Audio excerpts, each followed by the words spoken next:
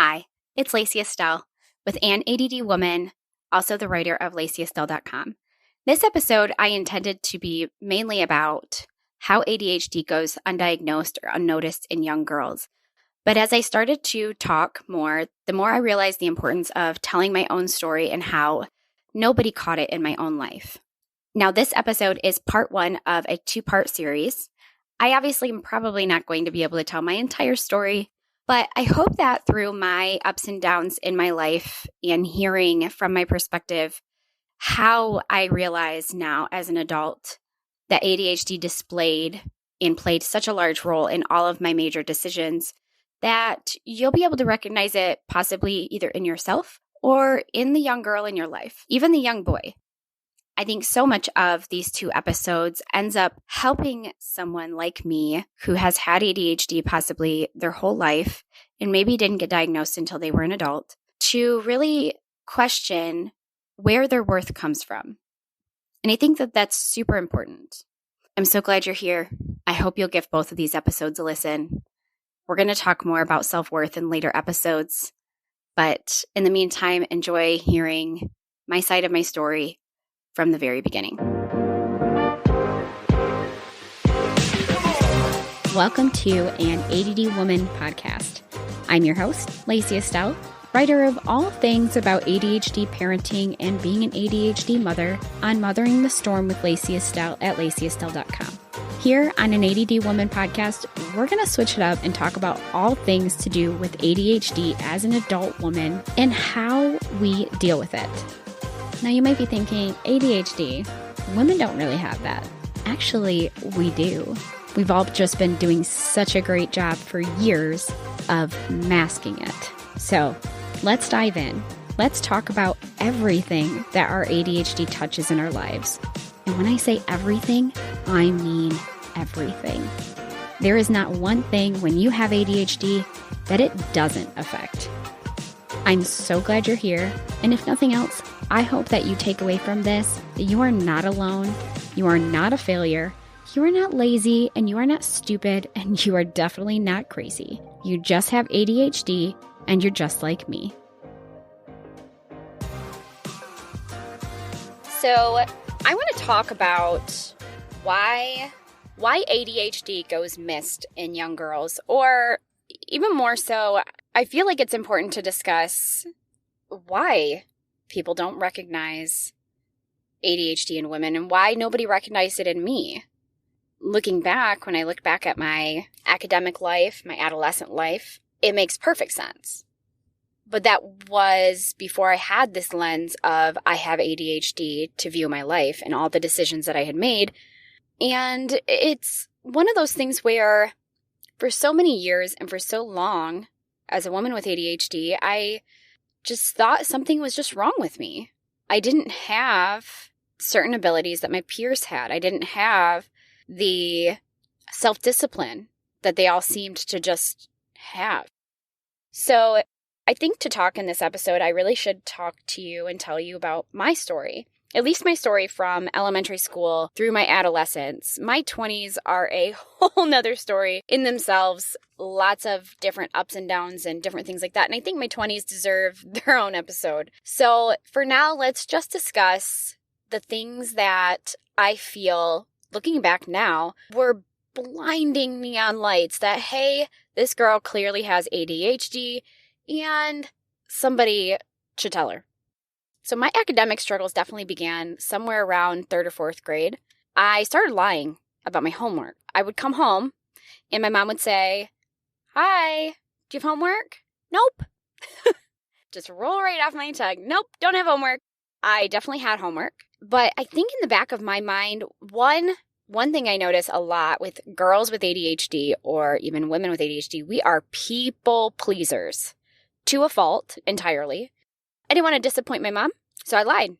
And I also didn't want to do my homework, so I lied. But if I really look back and I'm like, why didn't I want to do my homework? Was it because I was struggling academically to understand the work? Yeah, it was. It had a lot to do with that Dr. Daniel Amen, A-M-E-N. He talks a lot about this in his books, and he says, every ADHD person hits their wall. Sometimes it happens in third grade, sometimes sixth, sometimes not till college. I think even for women, a lot of times it doesn't even happen until motherhood. All of a sudden, you have been struggling your whole life to manage just yourself, and now you have to manage your children and their lives and their important dates and working memory for them. It makes sense that motherhood would be that, straw that breaks the camel's back of ADHD manageability. But coming back to third or fourth grade, yeah, I became a liar. I didn't want to do my homework because I felt stupid. I also, as an ADHD person, how can I explain this? Every small task that we have feels like a mountain.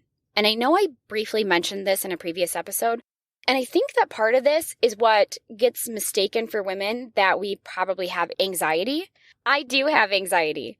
But I think when I'm battling just my ADHD, I assume that overwhelming feeling of I can't possibly do it because it's such a big thing, or it just sounds like it will take forever, or I don't know where to start, or I can't even look at it because it's so overwhelming, that gets mistaken as anxiety all the time. And in young girls, when we start doing things like avoiding our homework, avoiding our projects, lying to our parents, saying that we don't have homework, it is strictly an avoidance measure because we are so overwhelmed by what we actually do have to do. But it's our ADHD. It's not anxiety. And here's why. We're overwhelmed because we lack this skill in our brains to process and sequence the order of getting things done together. Not to mention, we also don't feel time. So if we see, I remember one night when I was in, I believe, third grade, I procrastinated on my science project. I had a science display science project due, like the next day. And finally, I went to my mother and I said, I have a science project due tomorrow.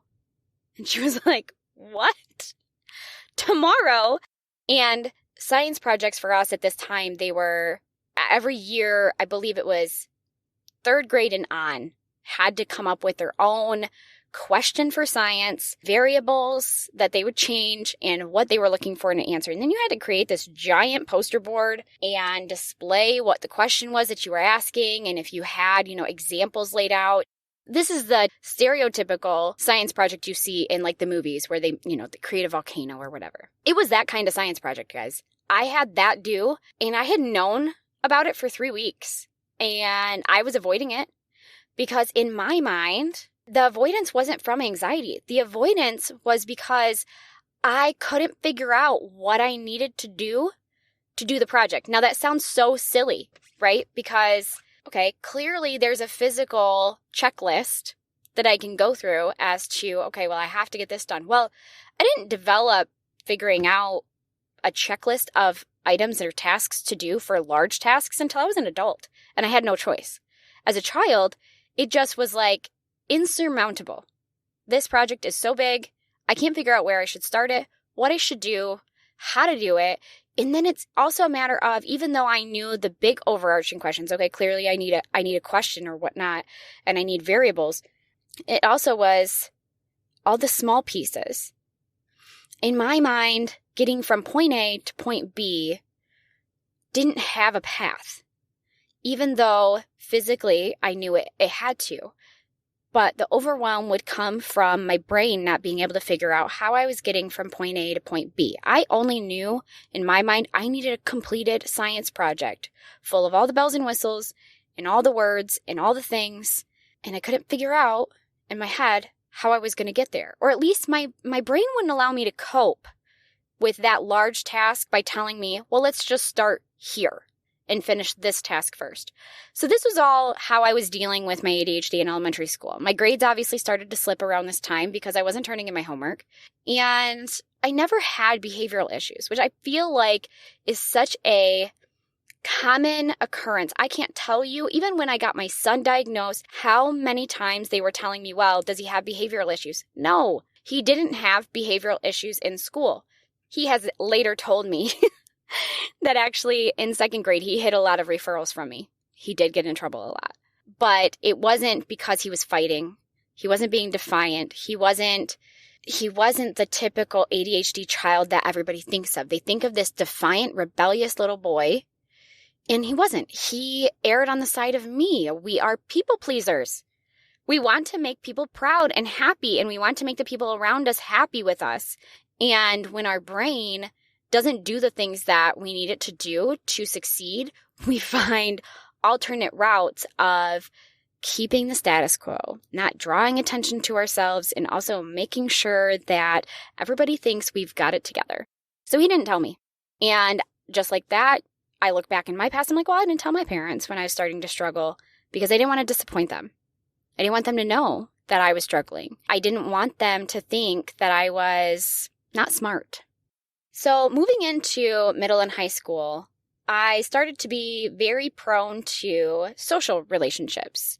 And obviously, every middle schooler, every high school girl goes through, periods of time where they care a lot about what people think of them. That's all part of puberty. It's all part of adolescence.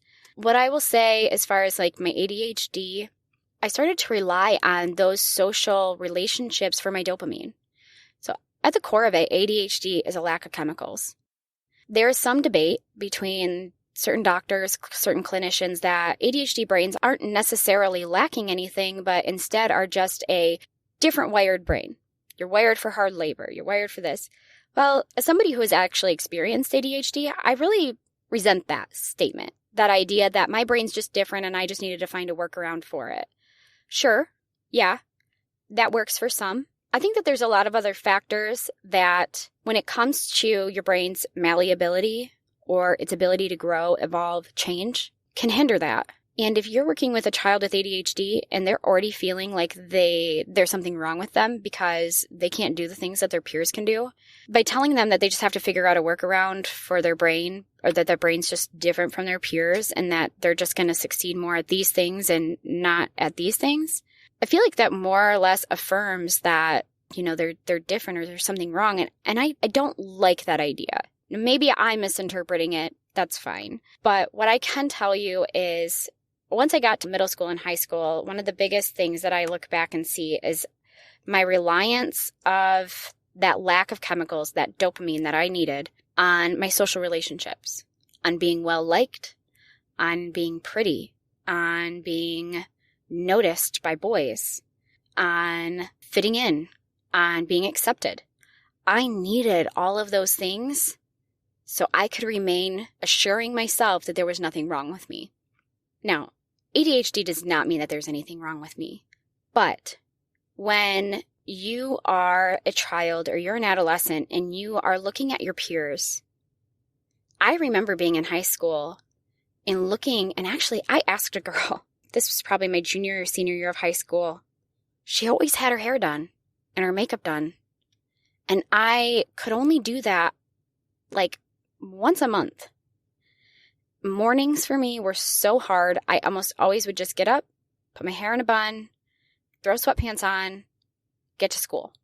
It was like a miracle that I could get myself up and get to school. Waking up in the morning, I hear of people say, oh, I was groggy this morning. Listen, when you have ADHD, you're groggy every morning. When you become an adult, you start doing something called drinking coffee. But just getting out of bed is such a huge task. And I remember asking a girl in high school, how do you do your hair every day? And I think she thought that I meant like the technique. Does she round brush it or does she, but I had to correct her when she tried to tell me that. I said, no. How is it that you get up every day and do your hair and like make yourself presentable for school? And she said, oh, well, I get up at about 5. School for us started at about 7:30. So she gets up 2.5 hours early. I get up at about 5 and I take a shower and then I blow dry my hair. And if I want to, I go back to sleep for like 45 minutes. And then when I wake back up, I straighten my hair and I get dressed and I leave. And I was flabbergasted. What? You get up at 5 to do your hair? How? How can you do that? You just get up. Like, what? It made no sense to me. And I remember thinking, okay, I'd like to try that. Also, I don't think that's physically possible for me. Well, if it's not physically possible for me to do things that my peers can make themselves do, I think that is one of the biggest things, especially for me going through middle and high school. There's this disconnect between, I want to do this thing, okay? I want to get a better grade in this class. I want to show that I am a smart woman. I want to clean my house daily. I want to keep my house clean. I want to be able to get up in the morning and get ready for school and look presentable every day with my hair done and my makeup done. And I couldn't. And why couldn't I?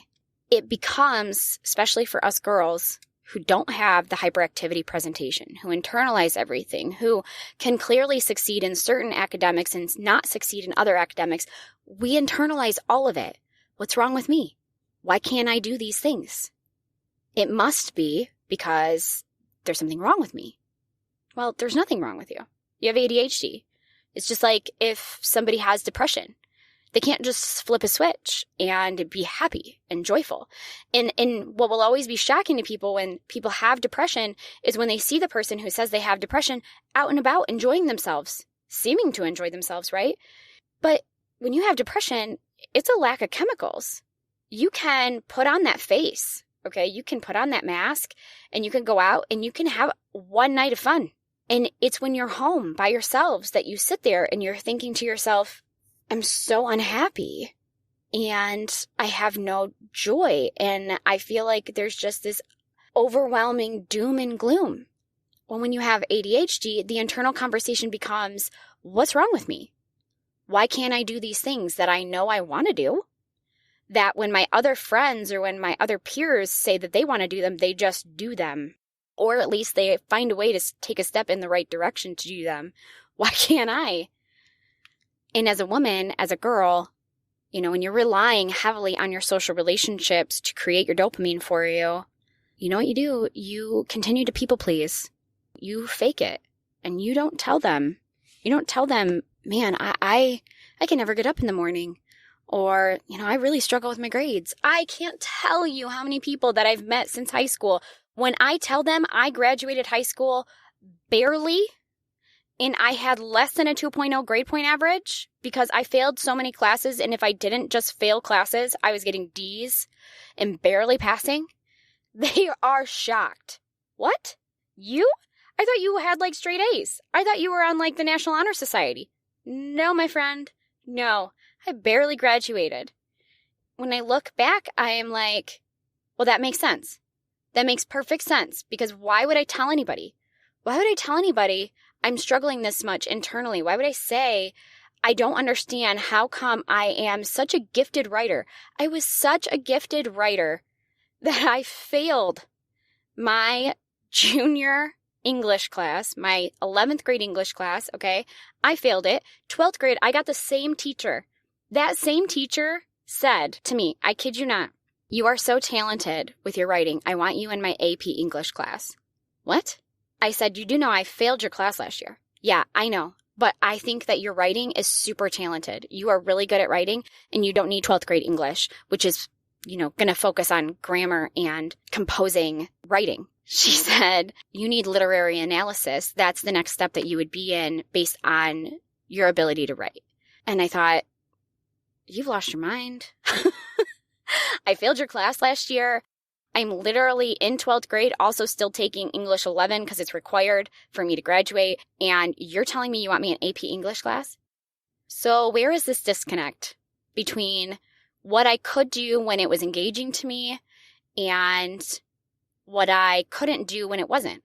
It does not help that I was struggling with toxic relationships because, like I said, I started relying heavily on my social relationships to give me that boost of dopamine, to reaffirm for me that I was who I was, that I was a good person, that I was smart, that I was pretty. I started looking for my identity in my ability to succeed. And that's not really where my identity comes from. That's not where my worth comes from. That's not where my value comes from. Now, as an adult Christian woman, I understand that my value and my worth entirely comes from God deciding that I'm worthy of something, regardless of all the mistakes I make, regardless of how many times I fall, regardless of that. He says, I have loved you, and so I am worthy of love. But I could not love myself at this time in my life because I couldn't figure out why I would even be worth love. So then comes in, I'm in high school and I end up in a toxic relationship. And how does this happen? Well, this happens because I was using my relationships entirely to give myself that reassurance that I was good and that I was worthy of being loved. And as an ADHD woman, we want more than anything to not have these struggles. And it doesn't even make sense to us. I remember my dad telling me, how come you have an A- in French class, but you have a D in algebra? And I said, I don't know. Because the truth was, I don't know. I didn't know. I didn't know why when I went to French class, I could engage and I could learn and I was fine. It was just as difficult, if not more difficult, than learning algebra. Algebra was based on formulas. All I had to do was memorize them. But it comes down to the fact that the way that the information was presented to me in French class and my teacher that I had was engaging. And it was fun for me. It was fun for me to learn. And I could short circuit my brain's inability to process sequences and jump straight to hyperfocus. And I could hyperfocus on the material in that class. Therefore, I could learn it. But when I was in algebra, this stuff was not interesting to me. I couldn't relate it to my life. I couldn't see how it would grow me. And therefore, my brain would shut off. And even if I tried harder, because that's what everybody would tell me, well, you just need to try harder. When you try harder as an ADHD person, your brain actually shuts off worse. It dampens the activity. And this isn't something that I'm just saying off the top of my head. This is actually stuff that has been scientifically proven by Dr. Daniel Amen, because he is one of the only neuropsychiatrists, neuropsychologists that actually looks at the brain. He doesn't diagnose just based on symptoms and struggles. He looks at the brain with brain imaging using a specific type of ink so that he can actually see what sort of brain activity is turning off and turning on based on the person's ADHD. He has actually decided, based on his studies and finds, that ADHD has 7 different presentations, not just 3. Based on the psychology side of things, ADHD has 3 primary types: inattentive, hyperactive, and combination. But Dr. Daniel Amen actually says that there are 7 different types. And based on those 7 types, it has to do with where the brain is lacking and where the brain is turning off and where the brain is not turning off. And in those presentations, that makes sense. Because that's where you have this difference between medication works for some people, medication doesn't work for others. Where you have certain types of diet work for some children, other types of diet don't work for others. That all comes down to physiology, biology. But coming back to my brain in high school and my need for reassurance that there wasn't something wrong with me. So I got that out of my relationships. And when you do that as a girl, it opens you up and makes you extremely prone to toxic relationships. That is going to wrap up this episode of an ADD Woman podcast. Stick around next week to also listen to part 2, because I'm going to talk about where I personally feel like my worth comes from and how once I was able to piece that part of my larger puzzle together, I was then able to separate out the things that I had looked at as massive character flaws that were directly from my ADHD as problems with solutions that I just had yet to solve, but that none of my shortfalls actually played into who I am as a person, who I'm growing to be as a person, or my ability to find success apart from them. What did you think? How do you feel? I'd love to hear your thoughts. Love to hear what you think, and I'll be talking to you guys soon.